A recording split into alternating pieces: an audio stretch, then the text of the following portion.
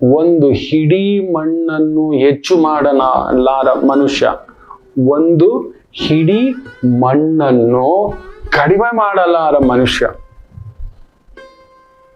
ಈ ಭೂಮಿಯಲ್ಲಿ ನಾನು ಸೃಷ್ಟಿ ಮಾಡಿದ್ದು ಈ ಮಣ್ಣು, ಏನಾದ್ರೂ ಬೇರೆ ಇನ್ನೇನಾದ್ರೂ ಮಾಡ್ತಿದ್ದಾನ, ನಾನು ಅದು ಮಾಡಿದೆ, ನಾನು ಇದು ಮಾಡಿದೆ, ನಾನು ದ್ವಾರಕ ಕಟ್ಟಿದೆ ಅಂದ ಕೃಷ್ಣ ದ್ವಾರಕ್ಕೆ ತಗೊಂಡೋಗಿಲ್ಲ. ಲೆಕ್ಕ ಹಾಕೊಳ್ಳಿ, ನಾನು ದ್ವಾರಕಾಧಿಪತಿ, ನಾನೇ ಭಗವಂತ ಅಂತ ಹೇಳಿದ ನನ್ನ ಪ್ರಭು ಶ್ರೀಕೃಷ್ಣರು ದ್ವಾರಕೆ ತಗೊಂಡೋಗಿಲ್ಲ.